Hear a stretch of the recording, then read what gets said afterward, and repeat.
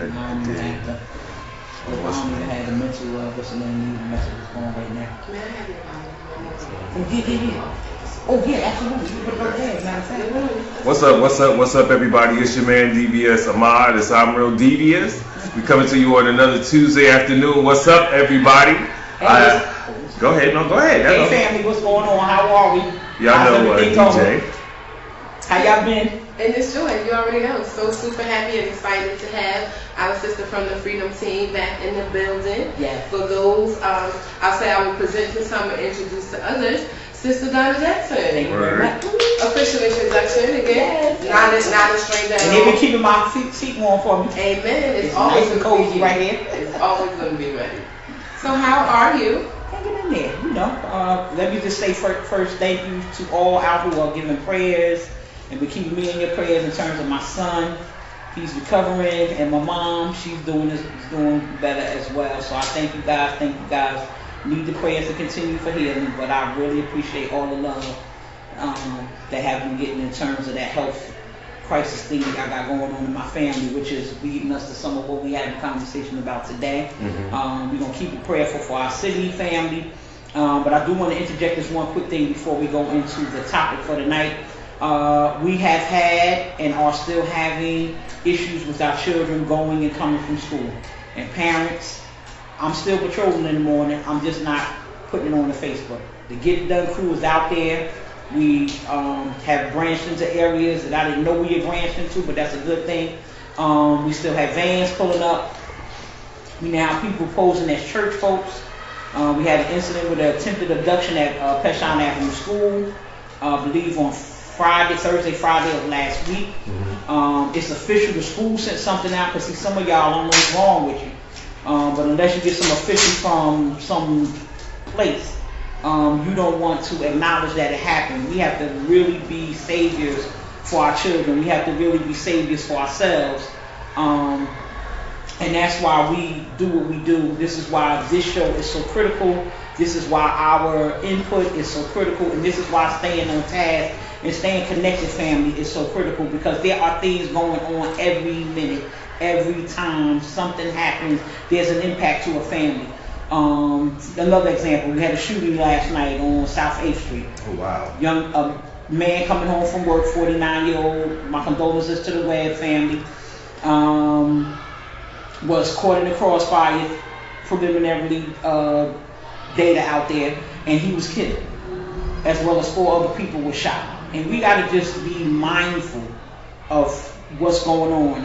On my way here tonight, on my way a little earlier, children are still getting out of school, family, from 3 p.m. to 5:30, 6 o'clock. After school program stuff happening here right now. And it's dark, y'all, at 5 o'clock. And we are speeding up and down these streets. The children just finished football season for Pop Warner. And we flying past Nat Turner Park, Weekway Park, flying through, our children are out here.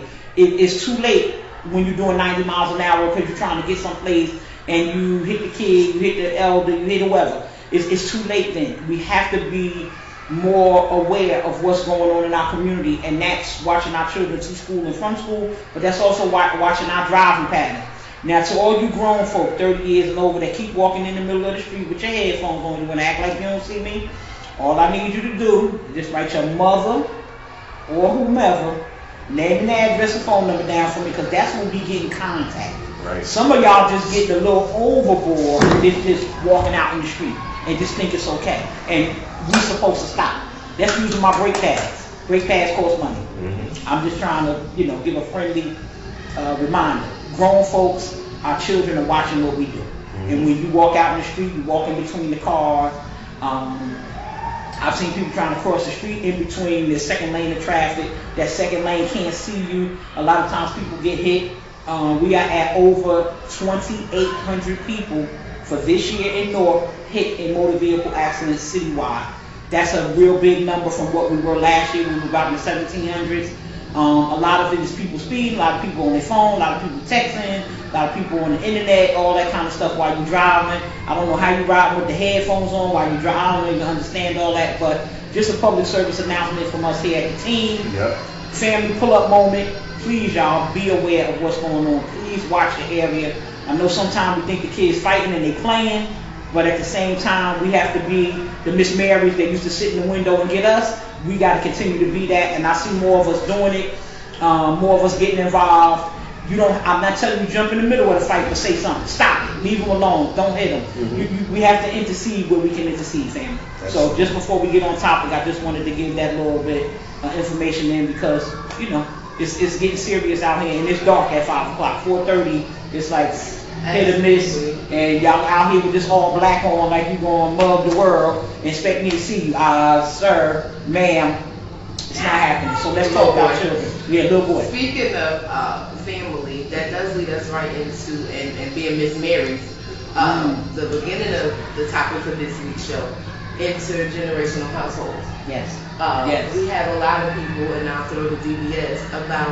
We have a lot of people who still cohabitate in the same household. Yes. And I believe challenges and I don't say challenges first, and I didn't mean to look over, but it's challenging. Yes. I'll throw challenging but necessary. Yes, because financially it's necessary, and as far as raising children, it's necessary. Because parents can't be there all the time, you need someone you can trust.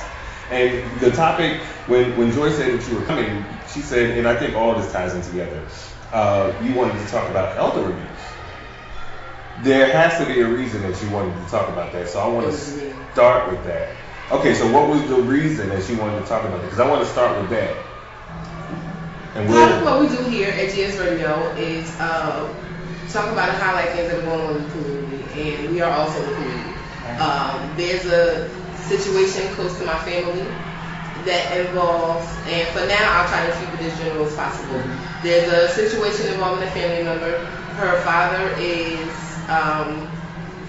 not doing well medically, and he's being put in hospice. But right now, her issue is he wasn't cared for properly in an elder facility in Newark, and there are some concerns about how he was treated physically, how some medications may or may not have been administered, even just treatment. You know how they talk to people, and there's a real concern about a specific facility in Newark. So when it came to me, again, this is my family.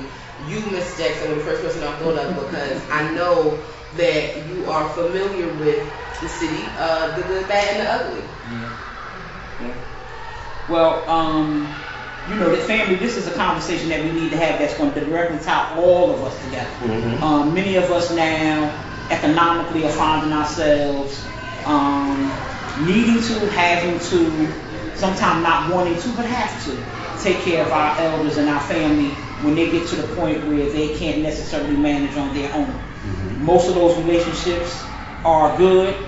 Most of those relationships get strained. The caregiver, so to speak, has to have a relief valve as well. And we're working on some things where we could come hang out. Mm-hmm. We could come hang out together as caregivers and have a little bit of release. It's not that you don't love your family member. It's not that you don't care for your family member. And I tell people this often because I have, in my life in the last 20 years, had to make a decision as to whether or not to place my elder family members into a nursing facility and or keep them home with me.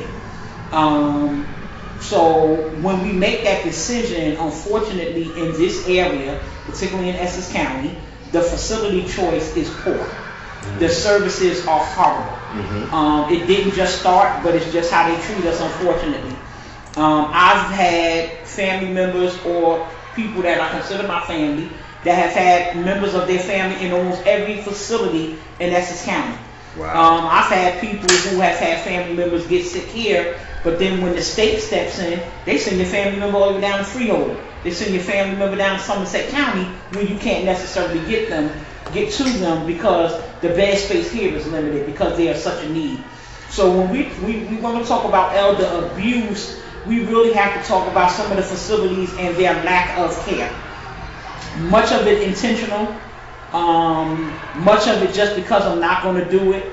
And I know we've had this conversation even back when we were talking about the children and taking care of them. We have got to go into these facilities. I don't care if you don't like your aunt, can't stand your mother, you sick of your brother, whomever it is.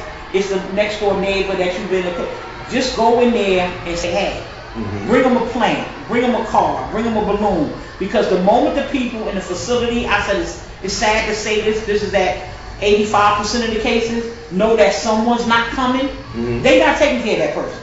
They will lay in their feces, they will lay in that same hospital gown or whatever clothes was left for days when you don't check.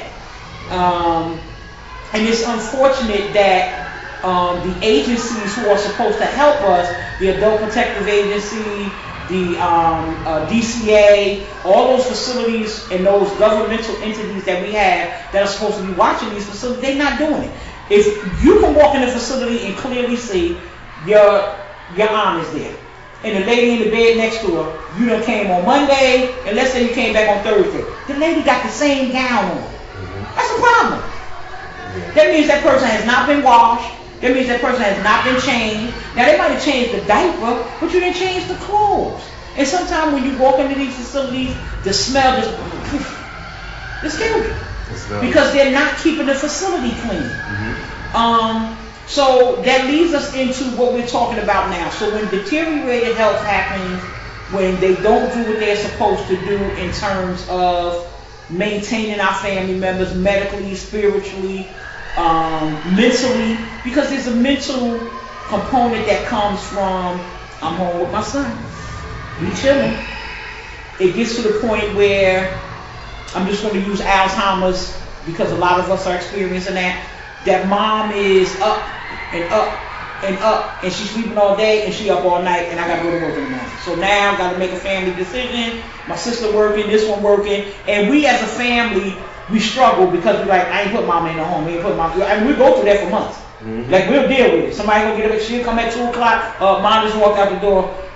I'm putting my stuff on. I need you to come. We gotta go find her. We have had a lot of, I post on my page often. You guys post. We have a lot of elders that have wandered, and there has been a lot of comment in the feeds of people like, how you just let them walk out the house? How did you do this? How you do that? And a lot of times there is a small window of opportunity where people leave. At some point you gotta go to the bathroom. You're in there more than 5 minutes and you got that wanderer in your house. That's opportunity. Yes. Why didn't you have the doors all locked up? Well, hey, listen, it was the middle of the day. The nurse was coming at 3 o'clock. I had to go to the bathroom at 3 o'clock. The nurse was a little late. The door was open so she could get in.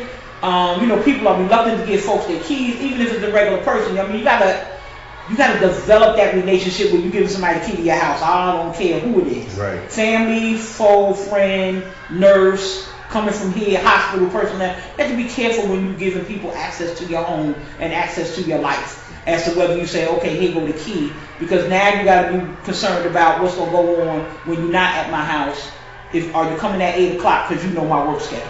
So all of that has to play into the fact that this is not the 80s, this ain't the 90s, or the early 2000s where we had a little better trust value in our family system where we could do that.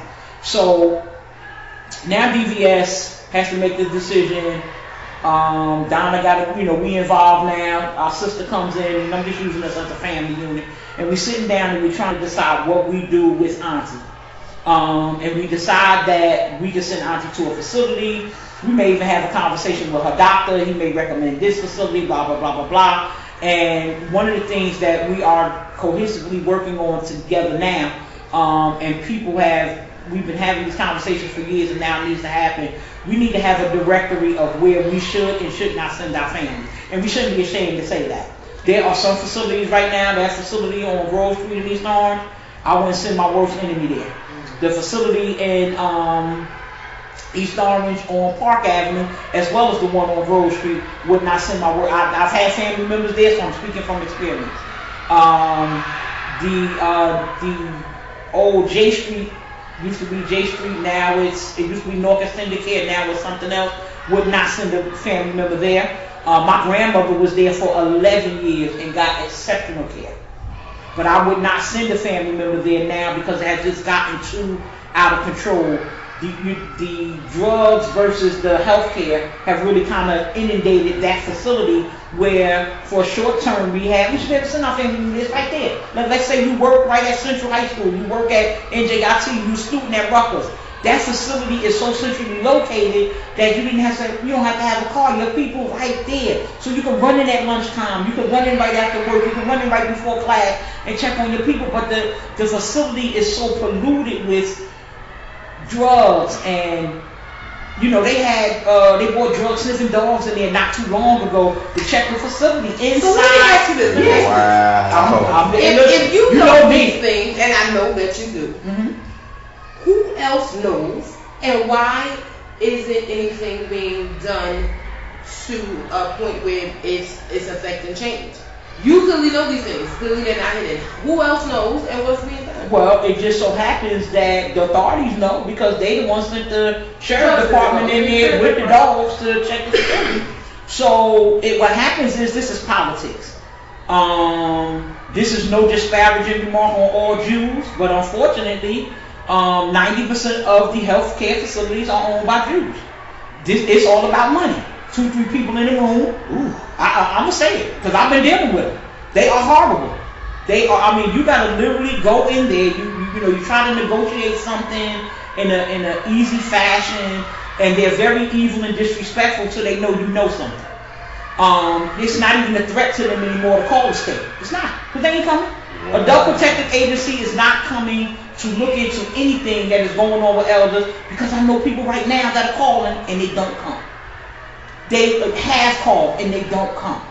You're out and out telling them A, B, C, and D is going on, they don't go check. So by the time they do come, and let me say that this is going to be very scary, but I need y'all to listen to me and hear me well. Most of us will lose our mind to see our adult family member with no clothes on. Right. Y'all think. They changed up those thinking behind. Now it's time for us to do what we have to do. What happens is, a bad store will start here, but it's on the back. And when you come in there seeing your family member and they say, "Oh, I'm hurting, I'm in pain," you don't know why. My butt hurt, my butt sore. You might take and look back there and be like, "Oh, it's all right." They may have a bad sore in the crease of their rectum that you can't see. And if the nursing home didn't catch it when it was in stage 1, stage 2, it is now eating away at their inside. And it is now a continual infection coming in their body that is now not going to stop no matter how much they catch it. That's why you have these attorneys now on TV, nursing home neglect, bad sores. Bad sores cause death. Because that infection gets into their bloodstream and it's coming from an open wound, and 90% of the time that is unaddressed. They not have nobody coming there from a wound care center. And I know this is, trust me, been through it with family members. I know this is hard for y'all. But see, we got to give it to you, because you got to understand. When your mother has to go into a facility, I don't care if it's long term or short term, go to that bathroom, take your mother in there, and get them clothes off. And you got to check her. Particularly if she's indicating to you that there's some pain. Now, I'm not telling you to go in there and, have because she might got the little man next door, they both 82, they got the, soon as they get out the rehab, they getting their knees together, they done got their knee replacement and they working, they might be going to bingo or something. I ain't telling you to get all that. And I gotta throw that little bit in there, because these are hard conversations, hurtful conversations, particularly for those, because I know there's many of us out here that have family members in these facilities, that have to send our family members to these facilities, that are going through this cancer in our community is growing. There are so many people in hospice. My mom right now is in chemo. Her colon cancer came back, spread to the liver. So she's still in her treatment of that, and maybe now lifelong for the rest of her life, and she's 83. So I can't imagine. I can't imagine my mother going through this again. It's killing me. But we have family members. I have other family members that are going through a similar situation right now. They're sick, and you want to get up and do what they need. It's not that easy for us to do, but I'm encouraging everybody right at this point, before we get into specific about facilities and what you guys can do. Please just don't leave your family members unattended. If there's a situation where you can't get there, send someone. Now let me also tell you this. I know when you go into the facility, and something is done to your mother, something is done to your father, something is done to whomever, I know that's how I get in the door. You have to be able to be a part of that treatment transfer, and you can't get yourself banned from a facility before you get to a situation where they got more control over your sister than you do. Because they saying, oh, Donna threatened the nurses, she threatened the doctor, and this and that. Now she can't come in. So now I can't get to her. Now I can't even go see what they're doing to her. Now, communication. They ain't letting her charge her phone, so now she can't call me. I go to the door, she don't want to visit. I mean, you do this to people. They don't want to see you today. What you mean? Let me hear my family member tell me that they don't want to see me today. And these are the antics that they use. And I want us to really and my condolences and my sympathy to those families who just went through that hell at Beth Israel. And those who went through it and didn't know it. What happened to Beth Israel? Well, Beth Israel kept several patients alive in their heart just to get the money. And the whistleblower just exposed that. So now Beth Israel Hospital is under federal investigation. On 2020 last night. And see, I truly believe that man upstairs is altering everything that happens. Just last night, they had a special on about how many unnecessary heart procedures have been done to people that was not needed. Well, let me interject this. Where are all those black women missing? Well, you don't want to talk about the organ donation right now. We'll get on that. Because I got a lot to say about that. And then we can go right into it because it's tied in together. Go ahead. I want to say what's up to everybody who is watching. Yvonne Harris, Marie Thompson, Corey, Dorothy, and Nigel, Dan, Steve, Lisa Goldberg, Goldsboro Tate, my apologies, Lisa Fur, Cassandra, Tanya, Etta, Kenya, Miss Barbara Tucker, Hey, Miss Barbara. Andrea, Shadorn, Cynthia Daly, David Austin. I want to thank you guys for watching. And I want to read a few of the comments and the concerns. One thing that somebody said is going on in nursing homes and assisted living facilities. Prostitution is also coming with the drugs. Yes. You have to be careful which relatives you also allow to go and see your family members, because if you know little Rah-Rah is selling drugs, he might steal such and such's Percocets, Oxycontin that she actually needs because of the bed that we were just talking about. And the $10 you left for the TV service. And take those back out to the block. You really have, there's a whole lot of dynamic things that come into this dynamic. Also DVs the reverse. You know why selling inside the nursing home. Somebody else said that. Someone else said that in here too. And Lisa said, my family just went through the situation with a cousin who was in a coma from a car accident in Atlantic City Medical Center. They had to transfer to JFK Rehabilitation in Edison, where he has now he has bed sores. He does not have bed sores now and is receiving excellent treatment and care. Thank you, Lisa, for your comment. And what was the other? There was something else that someone said. Kenya said that she had the same situation that happened with her grandmother. Her grandmother was in a nursing home. And at least her direct comment was the young drug abuse. Oh, dang, it just escaped. The young drug. She was saying something about the young drug abusers watching them going into the facilities. Yeah. And what was your comment, Joy? There was something that you wanted to get to.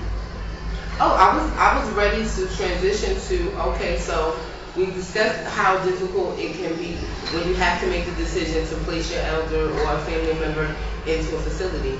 But we also know how difficult it is, whether you have to or not, just living intergenerationally with, somebody older than you, and the dynamics of that. So that's kind of, as far as I'm concerned, the flip side. So I was just kind of switching gears to, okay, so I have a great transition story for this. Go. And a friend of mine talking about the nursing facilities. Yep. Her father was in a nursing facility. He wasn't receiving the type of care that she believed that he should receive. She has a house, so she brought him home and took care of her father in her house until he passed away. Okay. Now, here's the thing that messed me up. her father was abusive. Okay. I'm gonna leave it at that. Okay. Her father was abusive, and the compassion that she had to show to take this man who was in a wheelchair, Right. mostly incontinent, bring him into her home after suffering abuse at his hands. Right. But she did. You said you wanted to transition into the intergenerational aspect of, now we live in a society, and it's not the first time. It happens, throughout the course of history. The economy is one of the reasons. Yes. Any of you who have children in college, you once your kid graduates, they can't on their own. It's almost unheard of. It's the kids who leave high school and go find a job somewhere who will move out quicker because they then don't have that college debt behind them. So what I'm saying is we enter into situations where there's multi-generations living in the household. So you have grandma whose house it is, or grandpa whose house it is, and then you have the children from that union living in the house who may be in their early 20s, late 30s, somewhere in there, who have started having children. And now those children are in the house. So you have 3 generations in one house. So you have the mother of a mother who's still mothering a mother. Right. Yeah. And then you have the mother trying to become a mother. Well, she's a mother, but she's trying to fulfill her role as a mother while she's being mothered. And mothers don't grandmother the same way they mother. No. You gonna get out of my business. Mind your whole I like Marie's comment from last week when she was like, Shakira said, mercy. Because grandmothers don't mother. Y'all don't grandmother like y'all mother. Nope. Y'all forget that y'all said and did X, Y, and Z. And y'all will not let this parent do that same thing that y'all did to us. And you better not do it either. And you know what you also won't do? And this is enough about me for tonight. You won't trust the child that you raise. See, that's the part that I don't understand. Raised me to be that is the part that I don't understand. That you raised me to be the parent to this child. Yeah, that's the part that I don't understand. Right. I don't want to co-parent with you. Right. I appreciate and it's so dope, but like you said, it's different because not only are you not putting the same parameters on this child that you put on me, I'm bitter, right? Stop. I need a hug. No, but that child is going to suffer as a result of it. They're not getting that same Miss Mary, like you said, that same sperm on that same all that stuff that I got. And it's a detriment to the child. Not only does it create an interesting dynamic between me being a mother and you being a mother, my mother, about me. But again, for the child, for many of us, that last generation, that's what we really got to be concerned about. We interfere. You tell the child. Say that. Could you say that word again, please? We interfere. Listen, you put the child on punishment. Now I don't do this.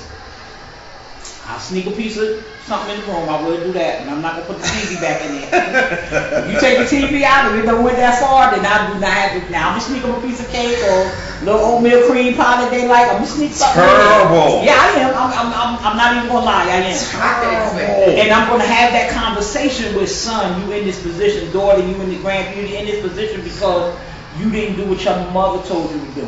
And then I'll, share a little story about your mother, when, she was in the 10th grade, she was on punishment forever. In the 8th grade, she got whooped every other day or every other minute. You have those stories. But there are some of us who go way too far. And we're going to come in with a baby been without the TV for 2 days. How many days you think he's going to not have the TV? Right. He don't got the game. We can't do that. And that produces the monsters that we have today. They monsters.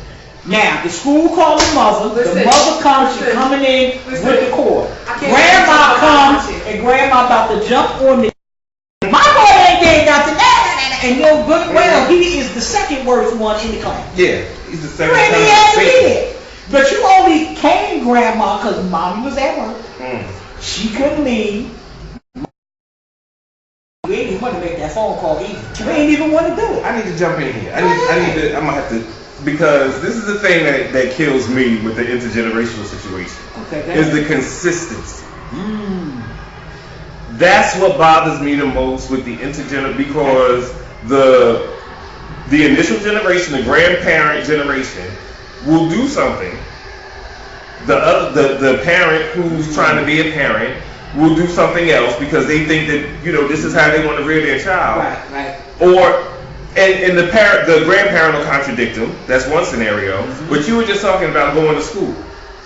If the grandparent has to go to school in lieu of the parent, yes, the grandparent says this is the punishment for the child.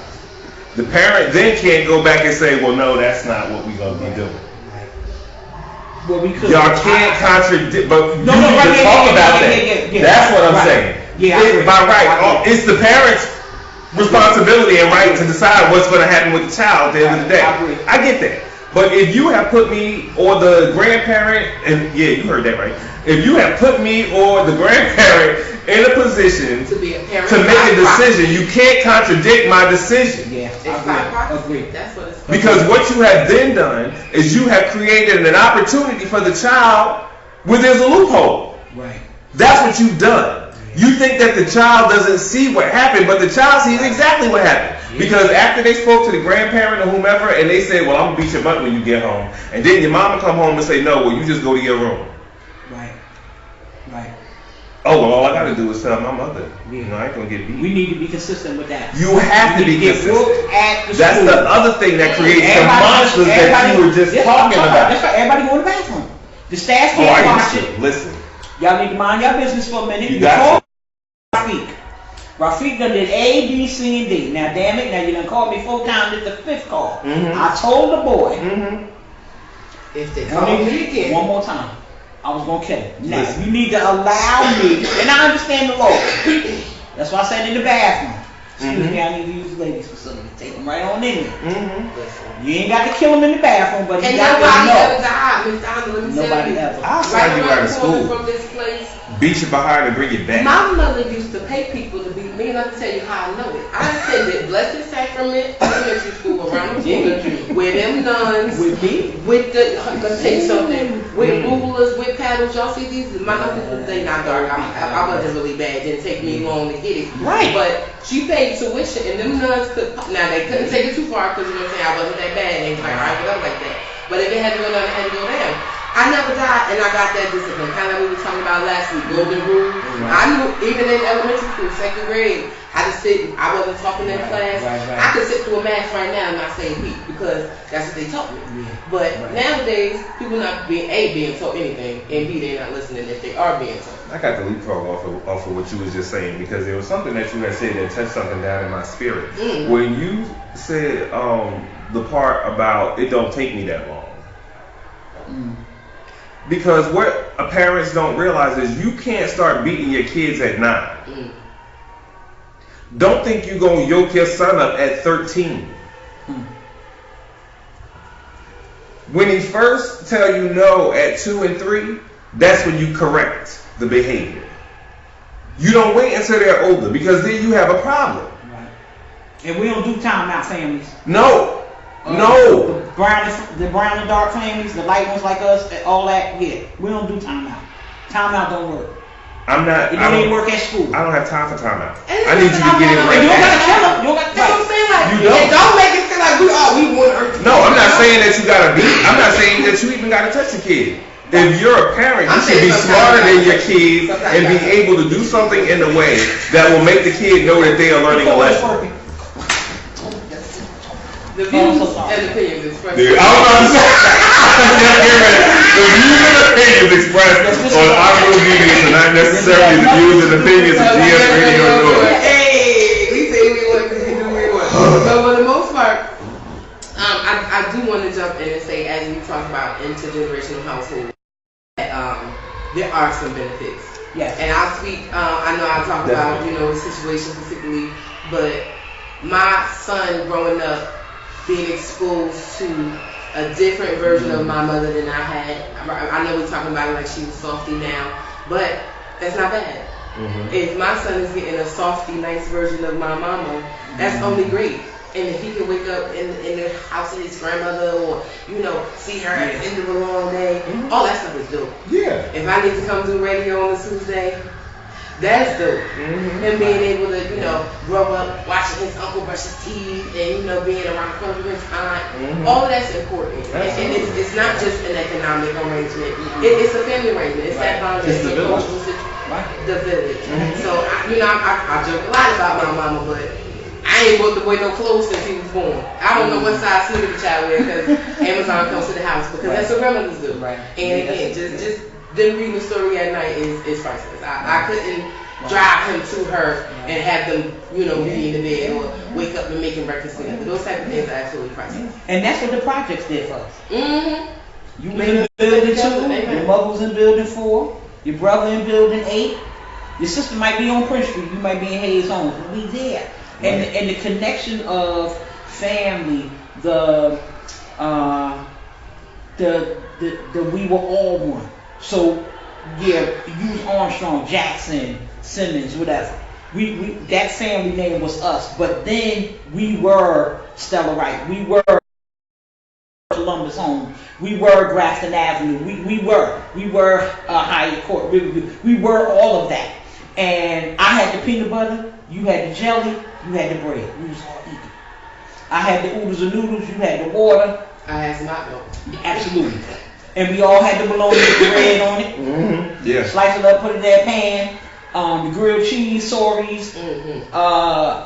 So the destruction of the community began when we said the high rises were no good. There were things in there happening that weren't good, but there's things in the community right now that aren't good and healthy for us, that are helping it. We're not tearing the houses down. So when you destabilize people based on income, because that's what that was. Those who were already working, how you did a practice 20, 30 years, just shut up. Maybe some people, that's what they, people go outside, everybody say, you should travel, you should go here, you should do that. Okay, fine. If you can do that, you do that.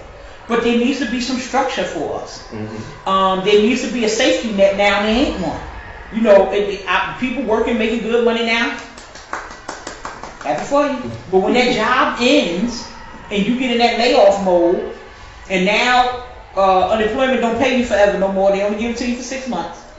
You ain't got nothing for the next 6 months. You don't get nothing. Now that this is the reality, that's where low-income housing, not affordable housing, because y'all can't afford it. That's why I say affordable. Y'all got stuck on, that means I can afford it. No, that ain't what that means. That means you got to make double what they require. So if they say the base pay is $40,000, you really got to make $80,000. Because they're doing it based on, but now they doing it on the gross. Yeah, your gross times 2, because they realize that 15% of that money is going to be taxes. That if you're making 40, you really only making 28. They know that. So you got to pay the $900 rent, the $300 for parking, for the maintenance fee. You got a dog now, you got to pay an extra $100 a month, based on the kids, size of the apartment. All of those things are now factored in and you ain't bought no food yet. They want you to pay the public service, they want you to pay that. So we stuck in the middle of not understanding the new game that they have out here, and the fact that we are separate and apart from. So now when we get to the intergenerational families living in one home, sometimes I need my own space. Okay, well, carry your behind down to Atlantic City or something for the weekend and get your little breath. Because that's all you're going to get. Because this thing is so expensive right now, we really can't afford. And we need to learn how to build wealth that way. That's the part we're missing. We need to be in grandma's house. Yeah. We need to make sure grandma's house is taken care of. And then when I get to the point where I got those 4 kids and there's 5 of us in the family living in there, we all have children, that's when we move to house 2. Then we move to house 3 to keep it within. We can talk about rental property when we get to house 4, but the immediate family needs to be secure. When I look at the elders, and now that we talk about elder care, this will go right back into it. When I look at the elders that are losing their home, learn about our living the reality life. Y'all ain't the Boss Baby. Y'all ain't Tattoo Inc. and Hollywood Housewives and Medicine Dr. Wives. All these little ratchet shows, but they ratchet. They on there fighting. You got money. What you fighting somebody for? What you care what kind of dress you got on? What kind of how's we fighting on TV? That's not so many of us are caught up in the I'm gonna be doing that one day. No, you're not. Duh. No. No, you're not. The reality is grandma lives on Shear. Grandpa lives on Yates. Two separate families. We need to make sure those two homes are secure for our family, for lineage, for years. I'm seeing elders now have their house 40, 50, 60 years, and they losing them for $10,000 worth of tax. Because we can't sit our behinds down for 5 minutes.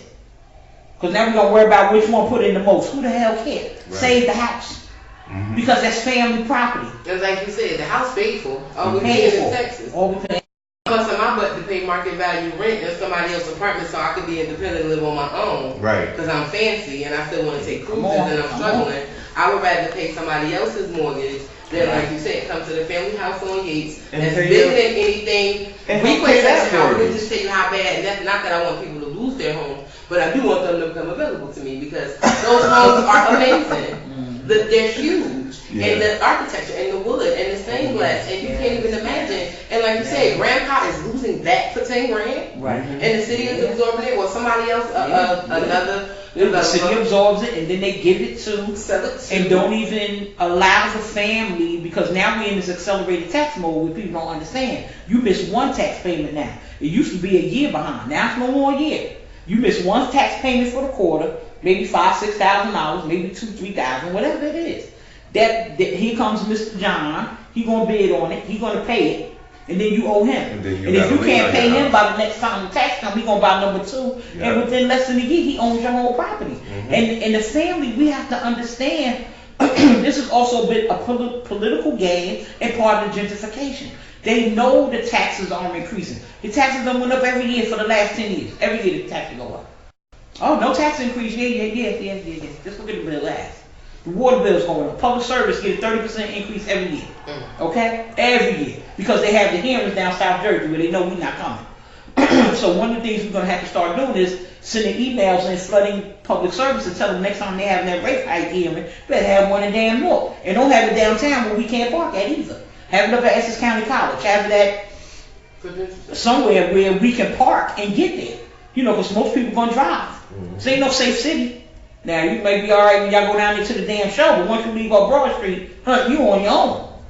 And we have to just learn how to be a part of that system. So now, when our elders are at the point where they can no longer remain home with us, and there are times when that happens. And there's a myriad of reasons. So, one, the Alzheimer's and or the care is past what we can facilitate. Okay? It's an awesome task. One we owe our parents, not saying that we don't, to take care of an elder as much as it is to take care of a child. But what happens is when we get to that point, and many of us reach that, where the family can't finance, because a lot of times it's driven by finance. Mm-hmm. The family can't afford to everybody be part-time and maintain the bills. So you'll go move with daddy. We send you. You go there. Daddy used to work for Ford Motor Company. My family, my aunt used to work for UMD&J. Third family, aunt used to work for North Public Schools. So we got 2 females and male. The sister moves in. Everything is going all right. Then because you moved in and I didn't go in, that little animosity come. Then you start seeing the money. A lot of us do this too. Mm-hmm. $7,000 a month coming in. Like, shoot, man, listen, I can go get this, I can get that. And there's nothing wrong with us having family wealth, doing what we need to do. But then it becomes a point where it may get abusive. So now, older sister come over. Daddy had $11,000, $12,000 in here 3 months ago. Mm-hmm. Now I'm down to $5,000. That's all you do. You know, I'm talking about after the bills are paid. He had $2,000-$3,000 a month just sitting there. Now, no problem. You got a car. Your car might be breaking down. Let's have a family decision. Okay, here, you should take $5,000. Go get you a better car. Get a new car if you can afford the payment. Whichever we decide. But you don't just decide to start taking $2,000, $1,000, this and this and this and that and that and that out of your parents' money because you know they ain't paying attention to it. And some of our families get involved in that. Then we got grandma over here.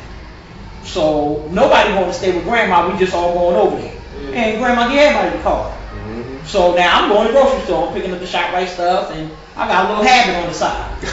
You know, so I'm going to ShopRite and spend $200, fill up her refrigerator and mine. And then I'm stopping by to see Mustafa on the corner. No, love y'all. The name just came out, I'm sorry. No personal reference. And I got to pick up my couple of bags. So I got the car. Because I know 2 days she coming. Mm-hmm. And then on Saturday you coming, so I got to get it out while I got it out. So I got the groceries, I'm in the store. Do you want cash back? Absolutely. How much did I get? $200? Ding, ding, ding, ding. So now the grocery bill, $400. You ain't paying attention. Groceries in the refrigerator, nothing going on. But then now I'm doing that on Tuesday. And the next Tuesday. And the next Tuesday. Then I go to Costco's. And I spend $400 in there.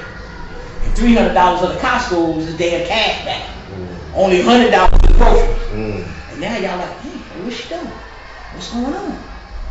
And then sometimes we know the family member got that habit, but they the only one available. So you're like, damn. Mm-hmm. So now you gotta have a conversation. Who becomes power of attorney over the account? How far do we let this go? Do we step back and let the thing fall? Many families fall out by that. Yes, many families fall out by that. The finance is serious. And it causes a lot of risk, even without a problem, even without an issue. But then when it comes to care of mommy and daddy, and or grandma, and or great grandma, because some of our folks we live 90, 100 years old, and they still around, and they still here, and they still maintain that family house on Gates Avenue. That's a two family. Still can't buy it. It's a one family with 17 bedrooms. There you go. And that's what it is. Yeah, that's what it is. And that's how then. Doors ain't never been locked. We all one family. We all go in. Look, and it's 18 rooms, so we done put 2 down in the basement. You ain't never locked. So it then becomes time for us to go to these facilities now that we're talking about. And a lot of times we get caught up in a situation where the family members at the hospital telling you the person can't return home, the doctor who you think has their best interest at heart because he's been a family doctor forever, or the new ones that all they come in here to do is prescribe medicine. And let me interject this real quick right here at this point. If your family member is taking more than 3 medications, I'm telling y'all right now, they kill them. If I'm taking Prevacid, whatever the heck that is for antacid, and I'm taking the high blood pressure pill, and then I'm taking the diabetes pill, and then now you want to give me something over here because I got some depressed days. That's it. It's done. It's cancer. Mm-hmm. The side effects on these medicines that many of us don't read. Now they got all these lawsuits. Oh, if you were taking Prevacid for the last 10 years and you now feel let's do this. Now the laser surgery to the eyes now, they're saying, a lot of people have pain once they do that. That LASIK procedure is not a good procedure. Well, you're putting a laser on my eye, you're burning my damn eye with a laser. I would assume that there would be some pain to that. All of a sudden now they got a laser and they can fix your eye. Listen, y'all, we used to watch Bionic Man. There ain't no damn Bionic Man. Especially when it comes to that op-ed. If that was the situation, no personal reference to him, but I'm sure Stevie Wonder would have bought a couple of eyes by now. I'm just saying. He got the money. He would have bought some. If we don't have access to extra eyes, nobody does. Say that. People with the money would have had eyes now that would have, and I'm not saying that they ain't working on that technology, that one day it may happen, but it ain't right now. So when we talk about putting our family members in care at these facilities, I'm telling you, I have people who have gone to a hospital in North, got one diagnosis, left out of North, went to Union, went further over, and a whole different diagnosis. Whole different diagnosis. Let me tell you, I have been to different hospitals, and I take my good Aetna where I can afford to go because I know the treatment is different. I just had a situation last week, maybe 2 weeks ago now. They was having an asthma situation, some wheezing, some whatever. Well, no wheezing at the time, actually. The short version is she went to St. Michael's because that's where she always goes and she gets her treatment and she feels better and she goes home. So we went and the PA, not the doctor, the PA told her, oh, you don't have any wheezing right now, you don't need the treatment. Sweetheart, the girl knows what she needs. She has asthma, she came here to get the treatment. I'm saying you may not hear wheezing right now, but she was wheezing before, it's been a couple of days, she will be wheezing after that, and in particular, she'll be wheezing if you don't give her the treatment. Right. It's not your treatment, you see her insurance, that's what she came here for. She always come here for this, give her what she came here for. Right. So after I advocated, we had a couple of what I call harsh words, they were harsh for her, not for me. Right. She gave her what she wanted, and the whole level of care went up from there. Right. And she talked to me most of the time, which I thought was a little bit disrespectful, but I understood why, because she was afraid. But it was like, you think because we're here, we're this type of person, and we can, and you can tell us and tell her what she will and won't get. That's not what we do. I know better, she know better. And again, she comes here for the same treatment. Right. You're not going to tell me you can't and you won't. Right. Oh, well, what I said was, we want to take an x-ray first. That's not what you said. Right. What you said was, she couldn't and you weren't going to. Right. Because you thought, Miss PA, that you knew what it was that she needed. And you're not even a doctor, sweetheart, sit down. But I also further told my friend, I said, you know, if we were in Short Hills, this wouldn't happen. Right. If we were in Overlook Summit or Overlook Union or Mountainside, not that, you know, you go walk in and say, hey, give me whatever I want, but they treat you a certain way. And that's just how it is. And the level of care, even at St. Barnabas and Livingston is changing. It been changed. It been changed. Oh, I stopped going over there. How y'all got people sitting out here waiting? But see, to Beth Israel. Right, but see, I go to a St. Barnabas before I go to UMDNJ, before I go to Death Israel, before I go to You Must Die, as we call them. I don't even know. I forget what we call these songs. Oh yeah, Death Israel. That's somebody else put that in the comments earlier. I didn't know what they were talking about. Whoever put that, that's funny. Israel. I did not know what you were talking about. We've been calling Death Israel for at least 15 years. UMDNJ, we call it You Must Die. Yeah, UMD. Yeah. Because now their trauma, I'm going. Don't take me nowhere else. If it's something trauma related, send me to UMDNJ. For other services, not going there.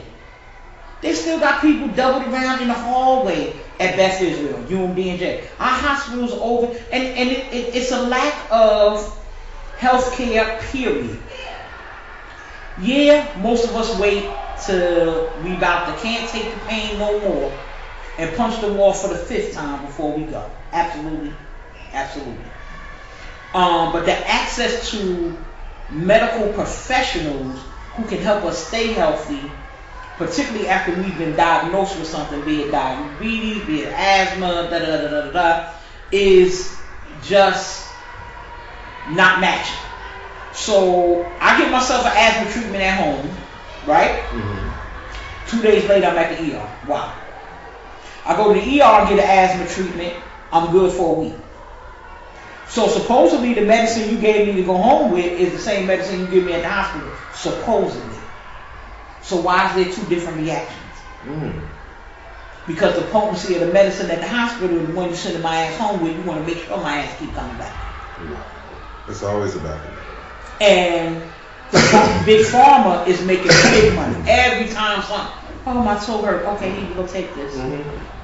Oh, my toe still hurting. Okay, well that was a Percocet 7. Let me give you a Percocet 39 now. Let me say this. If you're going to take those things, invest in them. If you find that you are going to be taking those things, go buy some stock in the company. Don't throw all your money into it just to be throwing your money into it. Get something back. That's if you have to take it. If it's something that you have to do. If it's not something you have to do, like Donna was just saying, a lot of times if you're taking a whole bunch of different medications, what ends up happening after the 3rd medication, they start canceling each other out. And what you end up doing is taking medications to counteract the side effects of the other medications that you're taking. When if you just stop taking half of that stuff, you probably, and I'm speaking from personal experience. I've done this I was taking 17 pills a day at one point. After my back surgeries, the amount of medications that I needed was very high. Okay. On any given day, my pain is through the roof, which is why I don't work. For those of you who are like, yeah, but I saw you dancing in the video on Facebook. That 2-minute video that you saw on Facebook does not compare to the other 24 hours and 58 minutes of my life when I'm suffering through some situation. So think about that the next time you want to come up to me and say, oh yeah, you ain't nothing wrong with you. I saw you dancing. Yeah, you don't know what I had to do to get there. But I digress. But you have to be a little bit more diligent when it comes to what you're putting in your body. You have to read those side effects. One side effect that if you're taking a narcotic pain medication, let me tell you, I found out the hard way, is it decalcifies your teeth. I didn't realize how much so until I'll be at the dentist Friday. So we're gonna have to have Donna back as always. I hope that you have time. Yeah, I gotta make time. Okay. And she absolutely made time. And we appreciate it so much. Short notice. Yeah. But the bottom line, family, of what we're talking about today, it is all tied together. But please, you need to reach out to me. You need to reach out to Just Joy.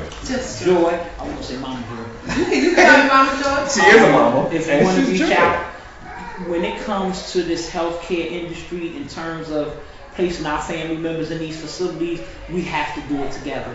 It's hard. It's a struggle. It's a figure out the right place for them to do. I am working on a resource guide, particularly for us urban families. If your family member doesn't have the extended care in their insurance, they can't go to these nice rehab facilities and then possibly live there, because you got to have that extended family insurance or something crazy that you got to have. Some of us are, my very dear sister, Petra, my baby DJ, grandma, there's so many people, and just a prayer for everybody right now who's going through something, particularly those who have our family members that are in hospice, battling illness. There's a lot of that, and I just want to let y'all know, just take a minute every day. I don't care if you're sitting on the toilet. Just close your eyes and just give yourself a relax. Think of some good stuff, because it is hard. Many of you feel guilty if you take a minute. Please don't. Our parents don't want us to stop living. And yes, we do want to continue to care for them and keep caring for them, and we should, but you have to have your mental health. We're going to work on some support groups. We're going to talk about that after, have something ready for when we come back together. We have to support each other on so many different things. I'm working on a support group for mothers. I know there's a few out there, but for mothers who have lost their children, we got to do that. The unsolved murders, we got to do that. There's so many unanswered questions. There's so many things we just have to have conversations about, and support each other on that. We talked about a town hall about 6 months ago. We getting ready to put that together where y'all gonna come in and we gonna battle this thing out. We have to, and I don't mean battle it in a bad way. I mean battle it out. We gotta hear both sides, all sides, the middle side. We gotta talk about Miss Mary. We gotta talk about Miss Donna. We gotta talk about Miss Kim. We gotta talk about DBS. All the perspective down. We gotta take it from the baby, from the cradle to the grave. We gotta work this out in our community. We have to give ourselves better strategies on how to fight this, and we gotta come together to fight. Some of these facilities, like New Community, the J Street facility, them facilities in East Orange, it's time for our family members are in there. These people making millions of dollars a month. They charging $1,000 a day and up for care of our people. And I'm telling you, when you have resources, when you go into these facilities, they take them all. They take them all. And I'm telling y'all right now, I'm going to close with this. If you got a family member and they almost about to get ready to go to that nursing home facility, and you know it's going to be for long term, I'm telling you right now, out my own mouth, take the damn money and run. Do not let these damn people come in here and take your family savings. They do not have the right to take your mother's house just because they go in the facility. There's some people who have called and gotten some help, and those are the kind of things that we have to work on and educate our community about as to how we don't bankrupt our family, because white families not bankrupting their families. They still living in the big houses up on the hill. Their family members still inside the facility. Their family members still got Medicaid, and there's no connection to DVS. He ain't got to lose everything. Their family's not paying for medication. Some of us are being forced to pay for medication. Oh, your medical coverage don't cover this. Yeah, that was a public service leak of my own. Just keeping it real public. But I'm just telling you guys, just inbox me, inbox Kim, DVS. Let's hash it out. You're not sure. I don't have all the answers. Just all I got is my life experiences, the things that I went through and what I'm helping with. And after this show, and the next topic that they do, we coming back to start talking about domestic violence. I got about 99 minutes. We need to call out these family courts, particularly the one in Essex County. Horrible, destroying families, not helping families. Love y'all. I need to send a shout out. We have Lisa Furr, who's in the chat room, who works at UND. Yes. And is a funeral director. Yes. And she's been sitting here listening to us talk about the murder, the calling it. What was it? Lisa, that's my sister. I feel like I'm community friends. She does. Lisa does Medicaid and burial benefits at the funeral home. So if you have, thank you so much, Lisa. If you have questions, thank you. If it's okay to reach out to her, she's on Facebook. I'm not going to tell you any other information. Yes, if it's okay, then reach out to her that way. Dwight Allen said we need lawyers for elders. Yes, we do. We're working on that. Okay. Yes, I'm sorry. Yes. Thanks from Kenya Hunley. That's my cousin confirmation. She says, come hell or hot water. If I got to quit my day job and get publicists to take care of my mama, she ain't going nowhere but with me. Home care in my presence all day long, in her house or mine. That's what she says. Say that. Hey. Lisa said they go back 5 years into your finances when you go into I don't care. Still take the money. Those facilities. Take it, find me. Yeah. So you need to know that when you have that's something that you need to understand before you make that decision to put someone in there. That if you're supporting grandma or granddad or whomever it is, say auntie, and they go back 5 years into finances, and you the primary person, they go back 5 years into your stuff. So you need to, there's some things that you need to consider. Yeah, that's why we have to come back definitely and talk about that. We do. Lisa is absolutely right. They do, and that's why I said take the money and run. They do go back 5 years into your mother, father's financial information. And if they had $80,000 sitting there in 2016, for example, and it is no longer there right now, they want to know. So I'm telling you right now, you guys need to have, while your parents are in good spirits, sound minds, have those conversations about long-term care. If something should happen, God knows the prescription is for all of us to be able to take care of our family members. God knows that is what we want to do. I've also seen people do that and lose everything, lose the house, because once that financial piece that you have to support mom and them are gone, and then mom's resources are dwindled down for paying for, because you're always $5 too much for Medicaid when you stay home. When you go inside the facility, that's why they take everything, and then they put you on the Medicaid, then you're entitled to most stuff again. But I'm just saying, in the real world, that's what we do. We take care of our parents as long as we physically can. But we need to have that backup plan and have that conversation. And I'm telling you now, start talking to your parents about what we need to do with finances, how we can move some stuff over so that it's all not right out there on the paper. And Lisa also says they make you spend the money down to $2,000. Which, if you have any type of medical condition, you know that's not going to last but 2 seconds.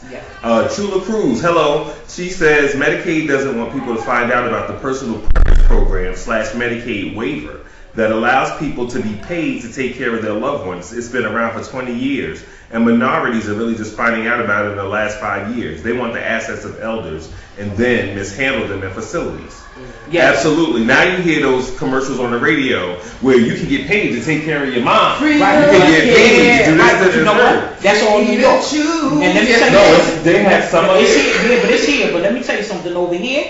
They taking 2 to 3 years to process people personal preference applications over here. Like I said, they have the program at Essex County, right at the senior care program. They take they killing us over here in terms of perfect, all of that. You're right, we have it. In New York, the moment you start taking care of your people, they put that application in and the check is coming. Over here, they allow us, and that's why that's why I'm saying until we, and this is why we got to get involved politically a little bit, y'all. This is legislation to fix this. It should not take more than 15 to 20 days to process an application for a person to be a caregiver.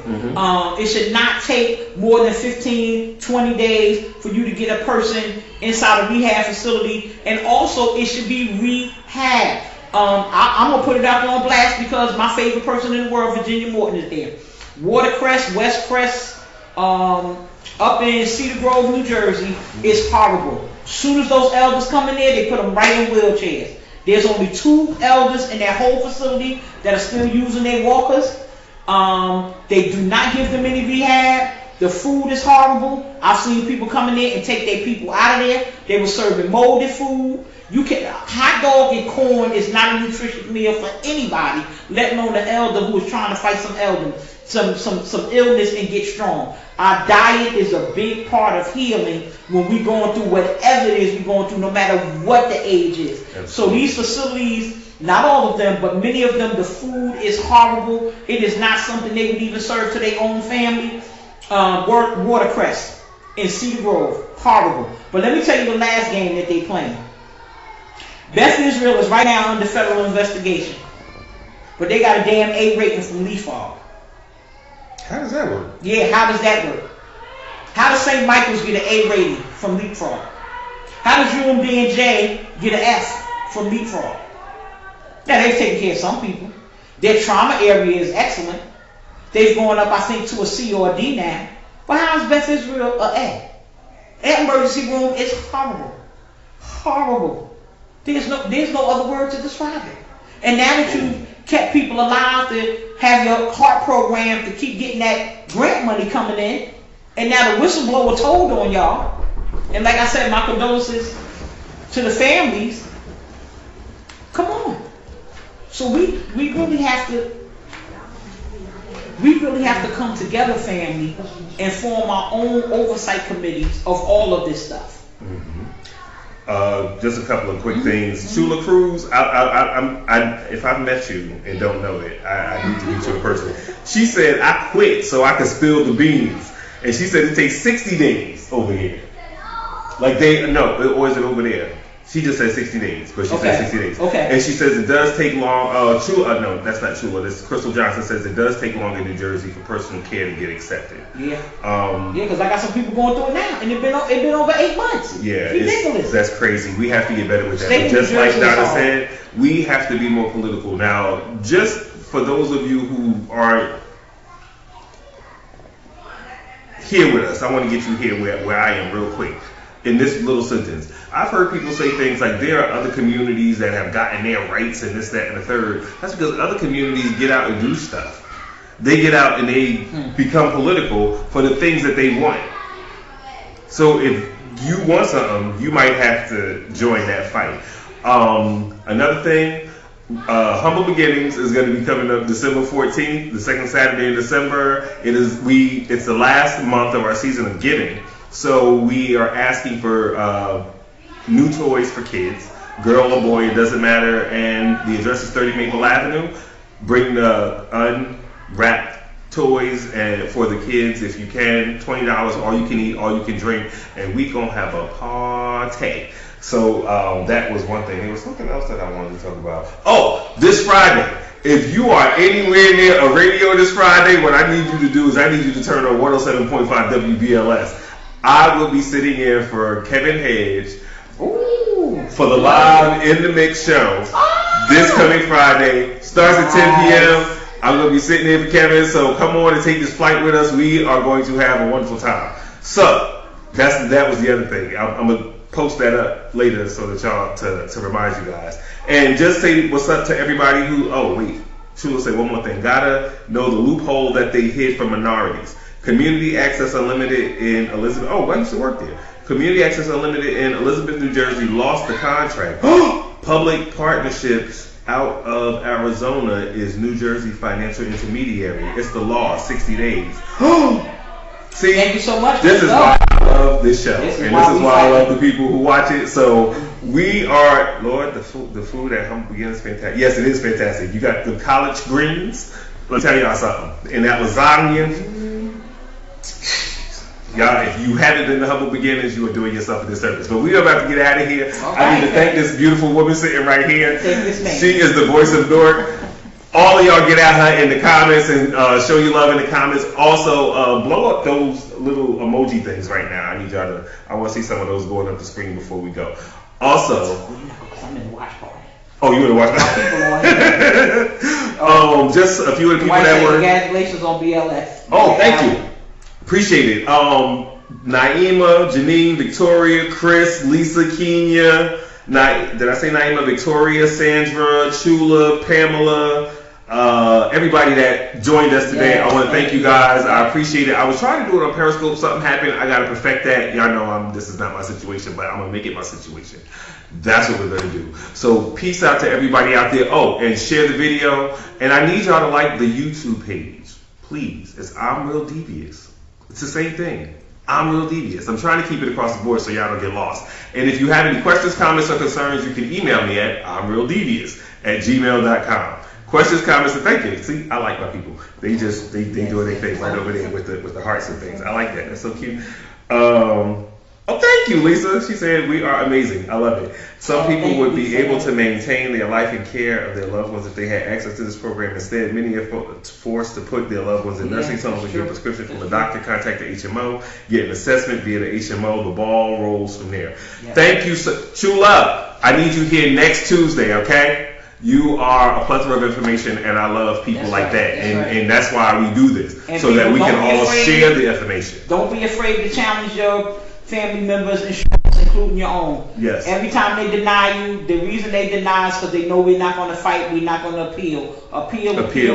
You can win. That's right. That's what you're paying insurance coverage for. Exactly. And for those of you paying into Social Security, it's the same thing. Don't get discouraged. If you actually have an ailment and you need it, appeal it. And then if they deny you again, appeal it. Because they count on the fact that you won't do that. Yeah. Let me go get my paralegal thing so we'll just be the whole legal team. We can do all of it. So we're about to get out of here. Just Joy had to go take care of something. Yeah, oh, no, here she is. You just in time to say goodbye. I'm always in time to say goodbye. Thank you again for tuning in. Make sure you like and share the video. We have a new goal. We don't usually beg for likes, but in order to bring you this type of programming, more consistent programming, and different programming, we need you guys to like and share the video. Yeah. Hopefully what you hear is entertaining, what you hear is informative, but at the end of the day, other people need to hear it. So please like and share the video. Thanks again for tuning in. Did you guys know that on YouTube, you can't go live from certain devices unless you have 1,000 likes? So I need everybody to get their friends to go to my YouTube page and like the I'm Real Devious YouTube page so that we can bring you more content from more places, from different devices, with different things. But we need 1,000 likes. We need that so that we can help us help you. Right. We want to do more of this. So we're going to ask y'all to do that. And make your friends, ask your friends to do it. Depends on what relationship you got with your friends. You know what I'm saying? However it works for you, make it work. We having good family discussions, so stop your shenanigans. Yeah. Like I told you, you might don't like your sister, your cousin, your aunt, but this is about getting it done. Absolutely. So with that, we about to get out of here. I'm Real Devious. It's DJ and Just Joy. Freedom Team. That's right. Yeah, I called you DJ. So we about to get out of here. Remember, as you walk this path of life, if you should happen to stumble, the harder you fall, the higher you bounce. Remember that when you're tripping. Nice. I'm Real Devious. We out of here, y'all. Nice. Love it.